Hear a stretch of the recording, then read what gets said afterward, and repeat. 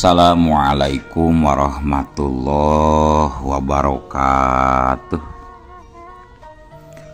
Wadia balad dongeng Ki Agus Jago di mana wae ayana. Alhamdulillah wa syukru ala ni'amillah. Kalawan diwuwuh ku qobul anu maha agung, dibarengan ku pangijabah anu maha kawasa, diiring ku kadeudeuh ka Nyah Gusti anu maha suci, urang ayeuna dugi kadanget ayeuna masih keneh tiasa ditepang dangukeun deui dina acara anu matuh kamemet urang sadayana, nyatana dina pagelaran dongeng Sunda jejer carita muja ka siluman. Ayeuna upami telepat mah bagian anu ka opat nanya pamiarsa. Ieu dongeng mangrupikeun buah karyana ti Kang Ian Aditya ti palihan Rancah Ciamis. Kangge Kang Ian ngahaturkeun rewuh laksa ketika bingahan, rehna parantos ngintunkeun naskah sakaligus ngawidian mamang kangge medar ieu dongeng dina channel Dongeng Ki Agus Jago ieu. Atuh sumangga kanu teu acan subscribe kantun subscribe heula, ngarah langkung pogot sareng langkung sumangat deui ka si mamangna dina enggoning medar ieu dongengna. Nging hilap di like di komennya nu saseueur-seueurna. Lainna naon, mamang masok bingah kitunya upami maosan komentar-komentar ti para wargi sadayana teh. Kalintang bingahna deui upami mah link video mamang ieu dipangseerkeun atanapi dipangbagikeun. Atuh ngarah teh nyangkolong tingana waktos sumangga. Ayeuna mah urang lajengkeun deui dongeng muja ka siluman bagian anu ka opatna. Kumaha salajengna? Sor cikopina, parsamakna, pagan heula tali kolorna, bisi morosot, merezel, morozol, uzel, uzelan di tengah zalan. Tumpak dung dung tes.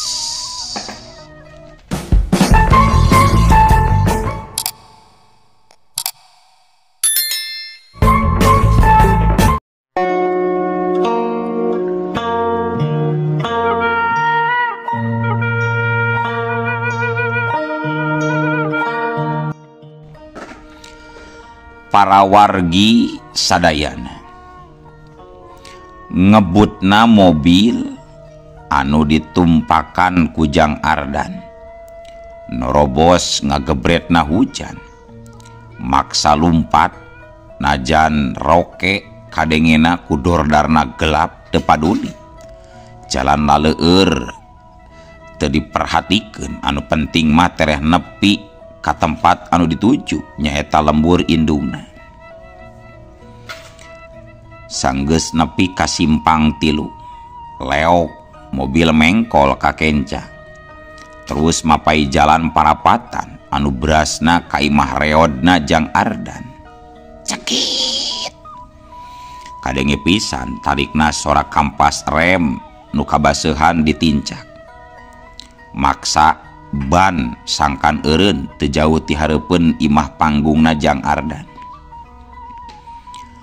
Harita Jang Ardan langsung turun, najan bari riribegan dirina geus teu paduli.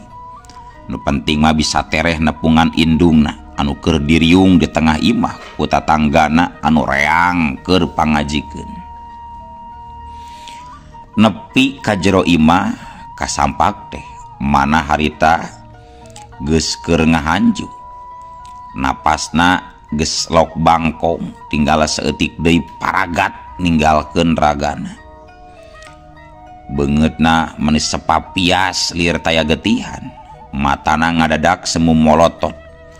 Waktu ningali anakna ngagabrug ngarontok bari ceurik balilihan.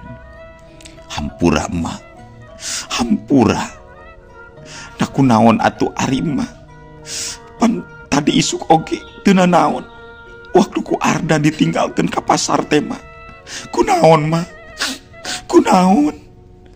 Cek Jang Ardan anu ceurik bari nangkep pageuh nu jadi indungna. Sedengkeun pikeun Birumsih nya indungna Jang Ardan ngan ukur bisa ngaragrageun Cimata tanpa bisa nolak takdir anu geus nampe bakal ngajemput umur anu moalila deui bakal lekasan. Hampura Majang ngan ukur nepi sakitu kedal unu ucap tina lisan Birumsih kusabab kapegat manten kunyawana nu leupas ninggalkeun ragana. Cekleuk najan digebi-gebi, najan ngajerit maratan langit, ngoceak maratan jagat. Tapi danu ngaran papasten mah moal bisa dipundurkeun atawa dipajukeun kusabab kabeh geus mangrupakeun titis tulis anu dijanjikeun waktu rek medalna manusia ka alam marcapada. Jika harita Jang Ardan ngan ukur bisa sumegruk gigireun layon indungna anu geus dirurub ku samping kebat. Gancangna carita sanggeus Birumsih beres di Pulasara sakumaha mistina.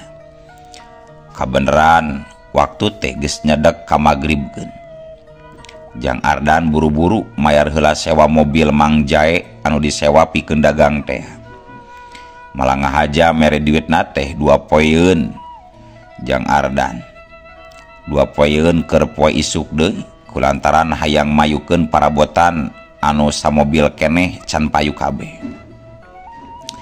Teu poho Jang Ardan harita manggul karung goni pamere si bapa nu tadi beurang meuli panci laju dibawa asup ka imahkeun. Sedengkeun si Jae mah sopir mobil langsung balik naik ojek ngahaja mobilna ditunda hareupeun imah Jang Ardan. Da ceuk pamikirna isuk oge disamper deui ieu daripada dibawa balik dibawa ka garasina. Berat da sabab masih keneh aya barang dagangan Jang Ardan di dinya. Singkatna carita sanggeus bubar tahlilan kayaan di sakurilingan lembur Cipaganti karasana asa beda ti biasana. Keur mah eukeur parawek bubuhan can kalistrikan kabeh. Katambah-tambah tas hujan gede atuh kayaanana beuki ti iseun we rehe combrek. Sora manuk koreak ngadadak pating koreak ngear ditungtung lembur. Dipirig ku ngajegugna sora anjing leuweung di palebah astana anu poek mongkleng Butaradin. Di luhur di langit mega hideung dipinuhan ku gerenggengna sora siluman. Sedengkeun Jang Ardan masih kene ngahulang jentul hareupeun karung goni anu aya di jero kamarna. Kucuprak kucuprak kucuprak keur kitu dipipeureun imah kadenge atra pisan sada aya sora lengkah nacai leuncang ngurilingan sabudeureun imah bututna Jang Ardan. Tepati lila cegug cegug kadenge ragegna anjing disusul ku sora ngabarakatakna seuri menihan daruan.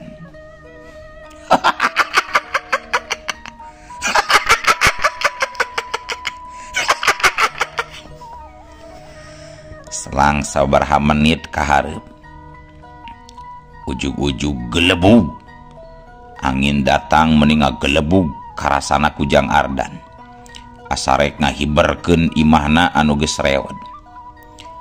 Tapi ngan ukur sakedeung angin ngadadak reut eureun diganti ku sorat ceurik anu kanyerian. Atuh saharita mah Jang Ardan jadi ngagebeg ku sora kusabab sora anu cerik teh mirip pisan jeung sora indungna. Kalayan bari jeung satengah teu sadar, Jang Ardan ngagorowok ngagerawan indungna. Ma, di mana ma? Tapi nya kitu. Najan ngagorowokna nepi ka meulahna simpena peuting. Sorana tetep ngagantung di awang-awang tanpa bisa nembus pangaruhna siluman.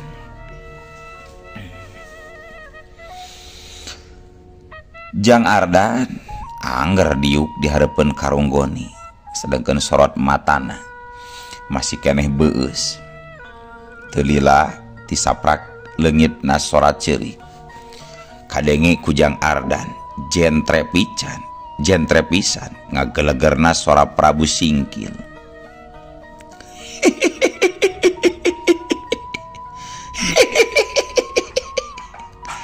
Ardan, sok gera buka eta karung, gera buka Ardan.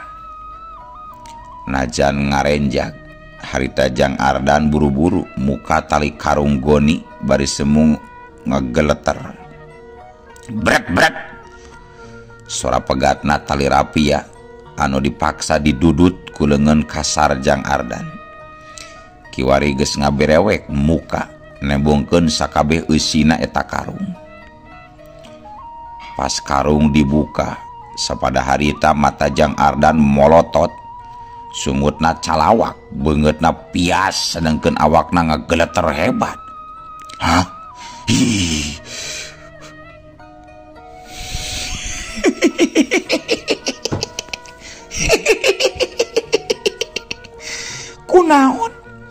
Kunaon ilaing Ardan?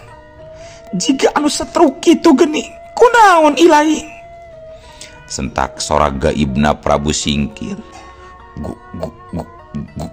Gusti Prabu, ieu teh leres artos ieu teh. Temal Jang Ardan anu bener-bener jadi gagap saking ku teu percayana kana kajadian nu meh ampir-ampiran ngajadikeun dirina kapiuhan. Alatan druas nempu si karung goni nu sakitu gedena teh pinuh ku duit 100 ribuan.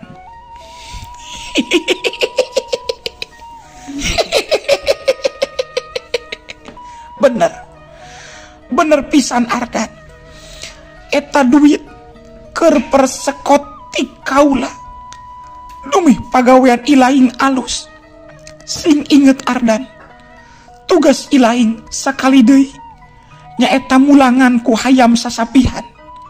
Kadituna mah tinggal sabulan sakali jeung satahun sakali. Persekot ti pagawean anu mana ieu teh Gusti? Jang Ardan kapaksa nanyakeun kusabab dirina can ngartieun kana maksud omongan sang Prabu Singkil si Raja Siluman.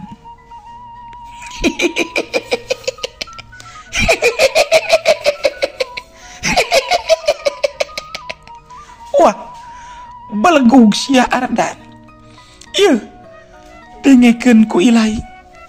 Kapan ilaing teh kamari geus mere hayam jago jeung hayam bikang ka kami.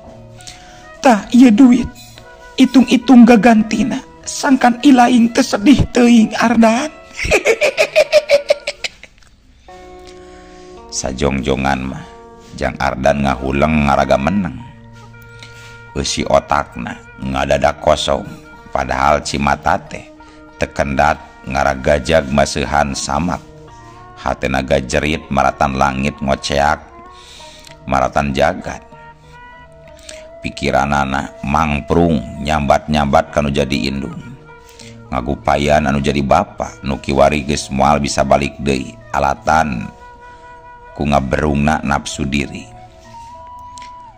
Saulas aya rasa kaduhung najan ukur sakotret ngagurat sajeroning ati sanubari. Tapi dalah di kumaha deui kiwari geus teu mungkin mundur deui. Sabot keur kitu kadenge deui nyentakna Prabu Singkil. Ardan, kunaon ilaing kalah ngahulang? Ilaing hanjaka? wayahna moal bisa hanjakal euy ku sabab ilaing geus nyaluyuan kontrak kok ayeuna mah geragunakeun eta duit sangkan ilaing beunghar tapi omat ilaing ulah pernah poho karena syarat jeung kewajiban ilaing ka kaula deuleu Ardan. Gelebug seor cacap Prabu Singkil nyarita kitu nah atuh seorna angin ngadadak ngagelebug di barung ku babaungna sora anjing tapi ayeuna mah sorana beuki ngajauhan akhirna les kayaan di sabudeureun imah Jang Ardan jadi jempling deui.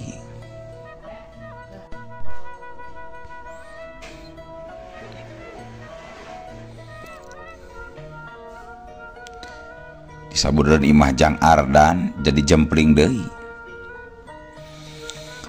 Peuting terus ngarayap ninggalkeun Jang Ardan nu balilahan naluhur sakarung duit.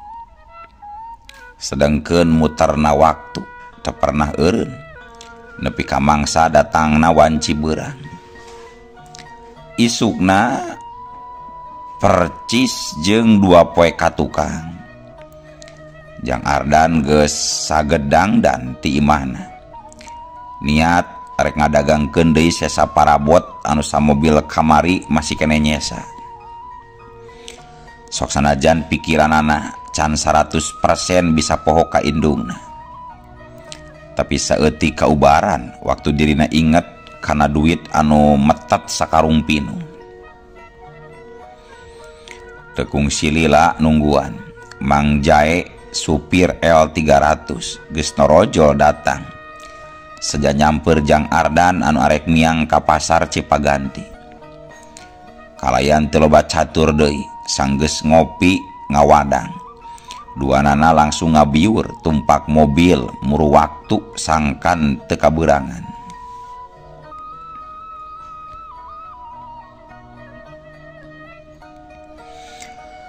Para wargi sadayana kacaturkeun kaayaan di pasar Cipaganti. Poe harita mah katempona leuwih rame tibatan poe biasana. Kusabab pamareng-mareng nincak kana poe Sabtu anu minangkana poean pasar. Kabeneran waktu Jang Ardan datang trotoar tempatna dagang masih kene kosong. Atuh puguh kaayaan ieu tangtuna mangrupakeun hiji kauntungan pikeun Jang Ardan sabab bisa ngalapak dirinya tanpa kudu neangan tempat sejen. Kalayan dibarung ku hate anu gumbira gancang pisan Jang Ardan dadasar majang-majangkeun parabotanana.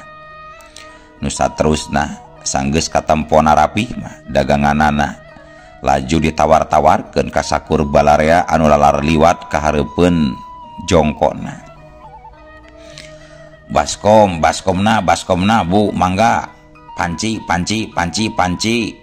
mumpung masih kene promo dijamin murmur soklah da moal diawiskeun komo ka ibu mah Bu baskom cek abas cek kokom baskom cek Jang Ardan tuh nawarkeun ka saurang ibu-ibu anu kabeneran liwat ka hareupeunana.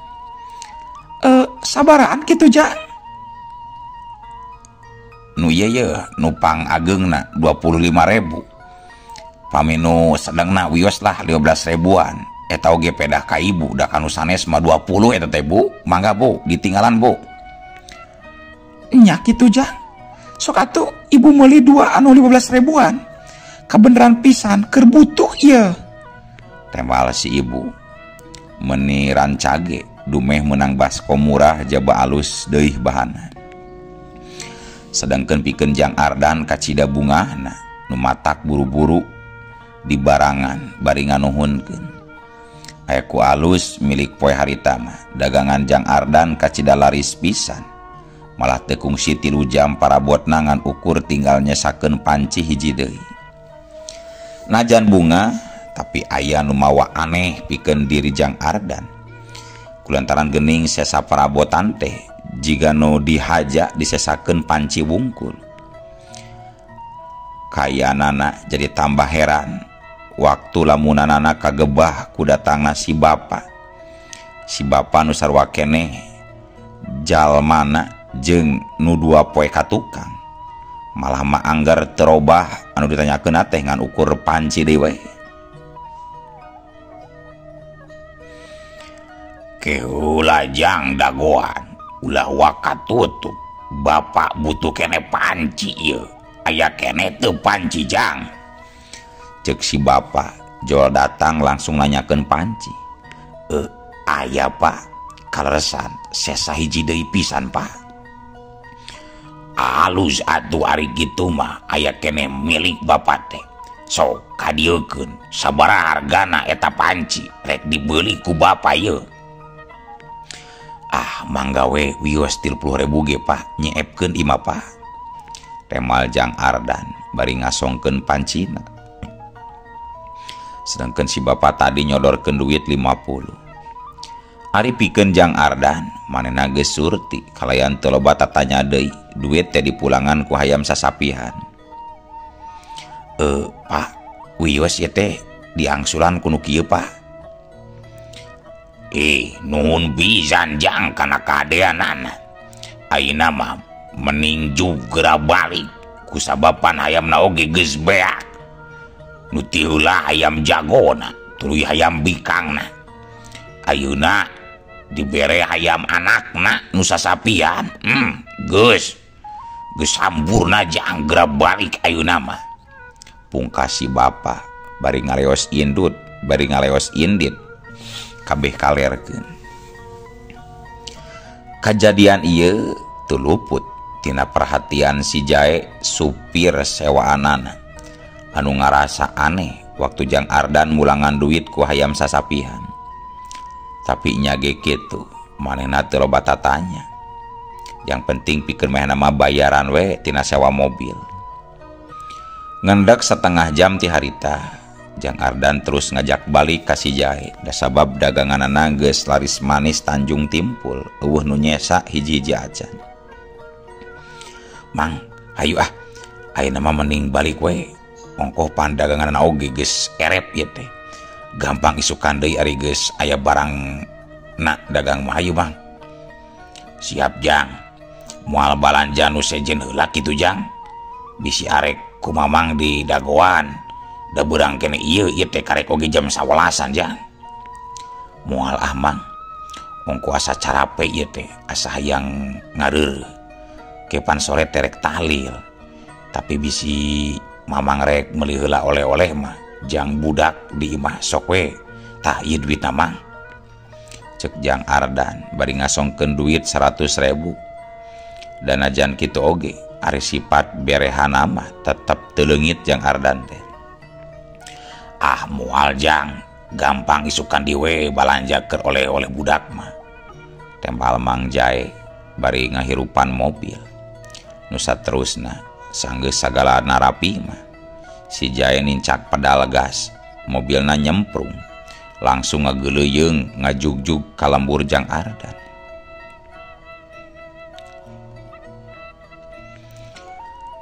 Bengrasna poe Sabtu harita teu sabengras hate Jang Ardan. Sok sanajan usaha dagang parabotan nepi ka erep sa mobil L300. Duka kunaon pikiranana jadi asa bingung baluang. Sanggeus mikiran kana kajadian peuting kamari waktu ngadenge sorak mana cerik di pipireun imah teh. Teu karasa saking kumantangna pikiran mobil anu ditumpakanana geus nepi ka hareupeun imah bututna. Jang, Mamang mah nganepi ka dieu meureun nya nganterkeun teh. Da masih aya keneh burueun kanu sejen ieu teh rek narik deui. Nuhun nya Jang, bisi ira-ira deui butuh deui mobil mah datang we ka imah. Mamang siap lah pikeun nganter-nganter ujang. Cek Mang Jae ka Jang Ardan anu katempona rada ngarenjak ku pedah kagebahkeun keur ngalamun. Nyamangnya teu nanaon. Sami-sami nuhun pisan. kuring geus dianteur ka pasar. Tah ieu tambah namang lumayan jang meuli udud. Cek Jang Ardan nembalan bari mikeun duit 200.000 da ongkos mapan geus dibayarkeun kamari sakalian 2 poeun. Ih, nuhun pisan Jang. Tuh, ku mamang ditampi pisan ye. Mudah-mudahan sing tambah maju usahana Jang. Nyamang sami-sami. Kitu harita tembalna Jang Ardan. Bari terus jerut turun tina jero mobil. Laju ngagedig lempang muru ka imah bututna. Datang-datang tisirikna panto imah anu geus reod teh satengah didupak. Kusabab Jang Ardan ngarasa capek luar biasa. Sakujur awakna karasa leuleus. Sedangkeun panonna bet mani asa ngadadak lengket ku pitunduheun. Bari jeung satengah teu sadar sanggeus asup ka tengah imah. Jang Ardan terus ngagedebut jiga anu ngabebeutkeun maneh. Tepati lila ker sorak kerek meuni nyegrek kaluar tina irung Jang Ardan anu sareti branakel.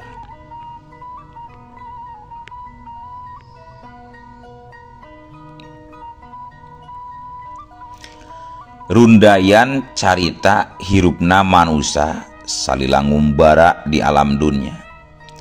Tangtuna pinuh kumang rupa-rupa warna kahirupan jeung kajadian anu kaalaman. Contona harita waktu sajeroning ti Branasare. Sukma Jang Ardan ngalayang mubus asup kana wingitna alam pangimpian.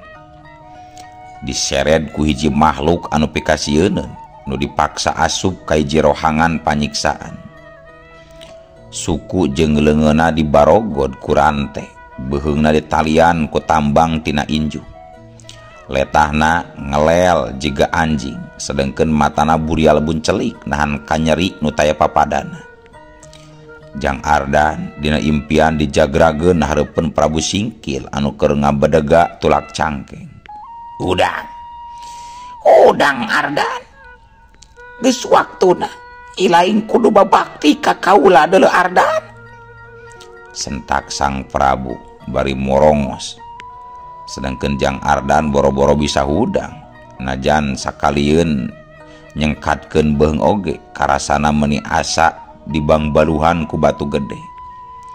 Akhirna tina sungutna anu ngelel ngan ukur keluar sora humarenggung. Dasar manusia saraka, rasakeun sia ieu, sambung Prabu Singkil nu kaberung ku amarah bari najong gado Jang Ardan. Hiu cebrot. Ampun, jerit Jang Ardan bari ngagoak minta ampun. Awakna teu walakaya tanpa daksa, ngajeng jehe di popojok rohangan. Matana semulayu mencerong ka Raja Siluman. Bibirna ngaleper, sungutna sateka pola ngucap najan pegat-pegat. Gusti Prabu, na kunaon nepi ka kieu kapan bareto teh kungsi dibejakeun na perjanjian mah.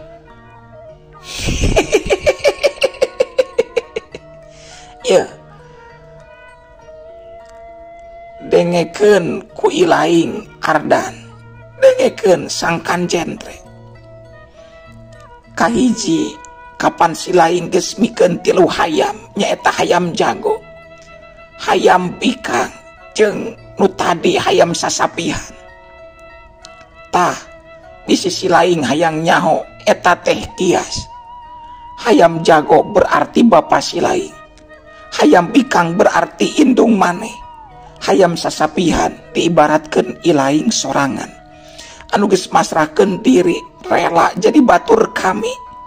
Jeung sing inget keur sing saha wae pikeun manusia anu kabeungkeut ku patali janji jeung bangsa kami. Wayah ya wayamut daek teu daek kudu nyaluyuan kana hal anu geus ditangtukeun. Salian tinggal layanan pasamuan ilaing kudu ngayakeun tumbal bujang satahun sakali.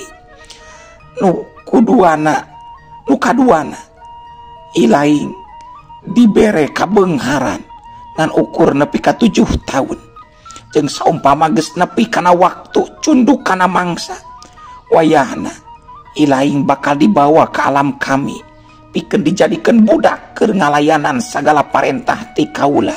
Ingat Ardan, kabeungharan ilaing ngan ukur 7 tahun.